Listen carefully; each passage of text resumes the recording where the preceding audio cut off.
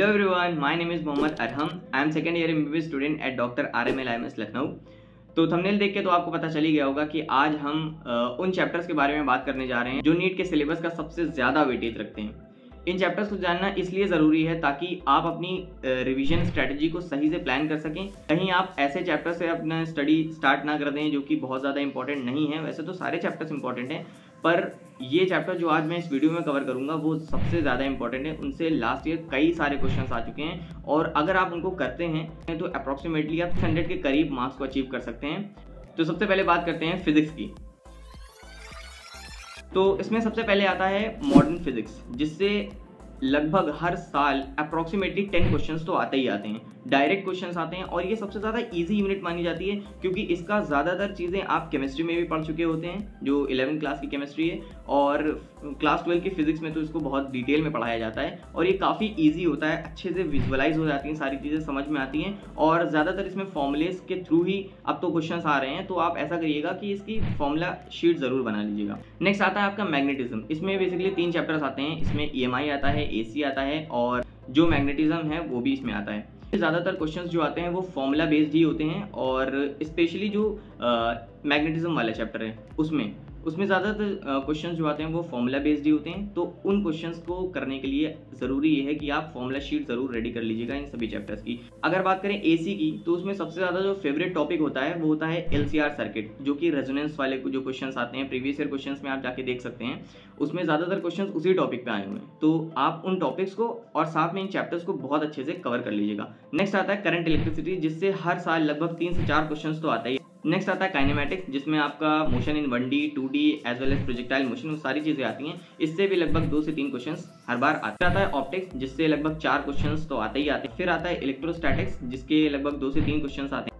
फिर आता है न्यूटन्स लॉज ऑफ मोशन। मैं तो कहूँगा ये सबसे ज़्यादा अच्छा चैप्टर है, मतलब इसको आप थोड़ा फील के साथ थोड़ा अच्छे से डिटेल में पढ़िएगा ताकि आपको सारी चीज़ें बिल्कुल अच्छे से समझ में आ जाएं। तो ये थी आपकी लिस्ट फिजिक्स के लिए, जो कि लगभग 34 to 35 क्वेश्चन को कवर करती है और अप्रॉक्सीमेटली 140 to 145 मार्क्स को ये कवर कर लेती है। अगर आप इसको अच्छे से करते हैं तो आपके इतने मार्क्स ज़रूर आ जाएंगे। नेक्स्ट बात करते हैं हम लोग केमिस्ट्री की। तो केमिस्ट्री में सबसे ज़्यादा जो इंपॉर्टेंट चैप्टर है, स्पेशली इनऑर्गेनिक केमिस्ट्री में उसको इंक्लूड करते हैं, वो है केमिकल बॉन्डिंग। मेरे टीचर तो उसको सोल ऑफ इनऑर्गेनिक केमिस्ट्री बोलते थे और ये बात बिल्कुल सच है, क्योंकि आप अगर केमिकल बॉन्डिंग को अच्छे से कवर करते हैं तो आगे आपको बहुत ज़्यादा आसानी होने वाली है। क्योंकि इसमें क्या है, जनरल कॉन्सेप्ट, जो बेसिक कॉन्सेप्ट्स होते हैं हर एक, मतलब कि कोई एटम के बारे में या मॉलिक्यूल्स के बारे में, जो भी बहुत बेसिक कॉन्सेप्ट होते हैं जो बार बार आपको इस्तेमाल करना होगा अपनी आगे के चैप्टर्स में, वो सबसे ज़्यादा अच्छे से पढ़ाया जाता है। तो ये चैप्टर आपको बहुत अच्छे से कवर करना है और इससे डायरेक्ट क्वेश्चन भी लगभग 4 से 5 क्वेश्चन हर साल आते हैं, तो आप इसको अच्छे से कवर कर लीजिएगा। नेक्स्ट आता है P, D और F ब्लॉक। पहले इसमें S ब्लॉक भी आता था लेकिन अब उसको सिलेबस से रिमूव कर दिया गया है। तो इसमें लगभग 6 to 7 क्वेश्चन आते हैं। पीरियोडिक टेबल से भी लगभग 2 to 3 क्वेश्चन हर साल देखने को मिलते हैं। इसमें भी डायरेक्टली वो ऐसे क्वेश्चन होते हैं कि मतलब कोई आपको एलिमेंट दिया होता है, उसको बताना होता है कौन से पीरियड का और कौन से ग्रुप का है, तो इस टाइप के क्वेश्चन ज़्यादातर देखने को मिलते हैं। फिर आते हैं आपके ऑर्गेनिक केमिस्ट्री में, जिसमें आता है GOC, isomerism and IUPAC nomenclature. इसकी भी यूनिट को अगर टोटल इंक्लूड करें तो लगभग 8 से 9 क्वेश्चंस आपको पूरा देखने को मिलते हैं, including GOC, including reaction mechanism, isomerism and IUPAC nomenclature. फिर आता है हाइड्रोकार्बन, जिससे डायरेक्ट रिएक्शंस जो NCERT में दी हुई है वो डायरेक्ट रिएक्शंस कई बार पूछ ली जाती हैं। मतलब ज़्यादातर 2-3 बार से ऐसा देखने को मिल रहा है कि एक कोई रिएक्शन होती है, जैसे NCERT में भी मेंशन है कि बीच में उसका कोई एक इंटरमीडिएट बन रहा होता है, उसी को वो मतलब कि गायब कर देते हैं, उसकी जगह पे ब्लैंक कर देते हैं और उसी को ऑप्शन में दे देते हैं कि इसमें से कौन सा आंसर होगा, मतलब वहाँ पर कौन सा इंटरमीडिएट बन रहा होगा। तो इस टाइप के क्वेश्चन इस चैप्टर से ज़्यादा पूछे जाते हैं। मैं आपको ये बता दूं कि जो भी चैप्टर मैं बता रहा हूँ, एक बार उसको आप जाके PYQ से ज़रूर मैच कर लीजिएगा कि उस चैप्टर में कौन कौन से टॉपिक ज़्यादा इंपॉर्टेंट हैं। आप उससे भी स्टार्ट कर सकते हैं और आपको पूरा चैप्टर तो ये पढ़ना ही है क्योंकि ये बहुत ज़्यादा इंपॉर्टेंट चैप्टर्स हैं। फिर आता है इक्विलिब्रियम, जिससे 3 से 4 क्वेश्चन आते हैं। और फिर कोऑर्डिनेशन कंपाउंड, इसमें भी सबसे ज़्यादा इंपॉर्टेंट जो पार्ट होता है वो होता है इसकी आइसोमेरिज्म, वो भी काफ़ी ज़्यादा इंपॉर्टेंट टॉपिक है, उससे भी 2 से 3 क्वेश्चन आते हैं। और फिर आता है बायोमोलिक्यूल, जिससे तो 1 से 2 क्वेश्चन तो आता ही आता है। एक बार मैं फिर से आपको बता देना चाहता हूँ कि जो मैं चैप्टर्स इसमें बता रहा हूँ इसका मतलब ये नहीं है कि आपको सिर्फ वही चैप्टर्स पढ़ के जाने हैं। ये चैप्टर्स हाई वेटेज रखते हैं, मतलब इससे जो कंटेंट पूछा जाता है नीट के एग्जाम में वो काफ़ी ज़्यादा होता है। मतलब इससे आप अगर आप इससे स्टार्ट करते हैं और एंड में जाके लगभग पूरे कोर्स को कवर करते हैं तो आप बहुत अच्छे मार्क्स एक्सपेक्ट कर सकते हैं, मतलब 600 प्लस तो आराम से फिर चला जाएगा। पहले आप स्टार्ट इससे करिएगा। अगर कोई रिवीजन स्टार्ट करना चाह रहा है तो इस जो चैप्टर्स मैं बता रहा हूँ उन चैप्टर से स्टार्ट करिए, उसके बाद आप अपने जो भी बचे हुए चैप्टर्स हैं उनको कवर करिए, ताकि लगभग इससे 580 to 590 मार्क्स इससे कवर हो जाएं और बाकी जो बचे हुए चैप्टर्स हैं उससे आप 600 प्लस या और भी ज़्यादा मार्क्स स्कोर कर सको। इसका मतलब ये नहीं है कि आपको सिर्फ इन्हीं चैप्टर्स को करके जाना है, आपको करना पूरा कोर्स है। नेक्स्ट हम बात करते हैं कि बायोलॉजी में कौन कौन से चैप्टर्स हैं। बेसिकली इसमें मैं यूनिट्स को बताऊंगा, क्योंकि इस स्पेसिफिकली चैप्टर्स को बताने का कोई फ़ायदा नहीं है।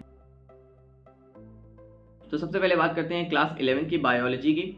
इसमें सबसे ज़्यादा इंपॉर्टेंट है ह्यूमन फिजियोलॉजी, जिससे लगभग 15 to 16 क्वेश्चन तो हर बार आते हैं और ये काफ़ी ज़्यादा इंटरेस्टिंग टॉपिक, काफ़ी ज़्यादा इंटरेस्टिंग यूनिट है। इसमें कई सारे चैप्टर्स आते हैं और ये इसलिए इतने ज़्यादा पूछे जाते हैं क्योंकि MBBS में आके आपको सबके बारे में और ज़्यादा डिटेल में पढ़ना है, तो इसलिए ये ज़्यादा इंपॉर्टेंट भी, इसीलिए इससे ज़्यादा क्वेश्चन भी पूछे जाते हैं। नेक्स्ट आता है प्लांट फिजियोलॉजी, जिससे 10 to 12 क्वेश्चंस हर बार आते हैं। ये आपकी सेल बायोलॉजी वाली यूनिट, जिससे लगभग 10 to 12 क्वेश्चंस तो आते ही आते हैं। फिर आती है आपकी मॉर्फोलॉजी और एनाटमी। मॉर्फोलॉजी और एनाटमी मतलब कलेक्टिवली अगर देखें इसमें टोटल 6 to 7 क्वेश्चंस तो आते ही आते हैं। तो आपको ये सभी यूनिट्स 11th क्लास से बहुत अच्छे से प्रिपेयर करके जानी है और उसके बाद आप जो यूनिट करना चाहें आप कर सकते हैं। फिर क्लास 12 की बायोलॉजी की अगर बात करें तो इसमें सबसे ज़्यादा इंपॉर्टेंट जो यूनिट आती है वो आती है बायोटेक्नोलॉजी की। इसमें लगभग 8 से 10 क्वेश्चंस हर साल पूछे जा रहे हैं। इसमें जो नंबर ऑफ क्वेश्चन का ट्रेंड देखा गया है वो लगातार इंक्रीजिंग ऑर्डर में ही है, मतलब लगातार नंबर ऑफ क्वेश्चंस इंक्रीज करते जा रहे हैं हर साल। ये काफ़ी ज़्यादा इंटरेस्टिंग यूनिट है, काफ़ी मज़ा आता है इस यूनिट को पढ़ने में और काफ़ी इजी भी लगता है, और क्योंकि इससे ज़्यादा नंबर ऑफ क्वेश्चन भी पूछे जा रहे हैं, ज़्यादा प्रोडक्टिव है, इसको आप ज़रूर करिएगा।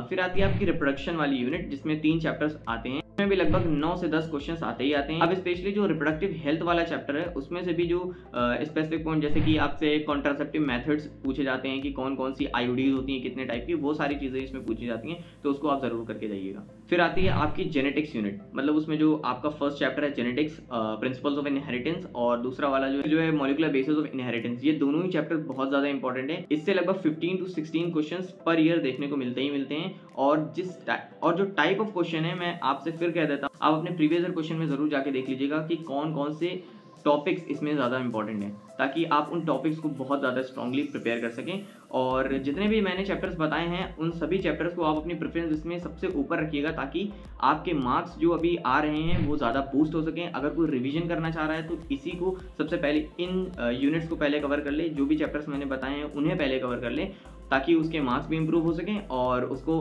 अच्छा लग सके, तो उसे कॉन्फिडेंस में। उसके बाद आप जितना चाहें उतना आगे जो भी चैप्टर्स बचे हुए उन्हें पढ़ सकते हैं। तो इतना ही कुछ था आज की इस वीडियो में। होप आपको ये वीडियो पसंद आई होगी, हेल्पफुल लगी हो तो वीडियो को लाइक कर दीजिएगा और I will catch you in the next video. तब तक के लिए ऑल द वेरी बेस्ट।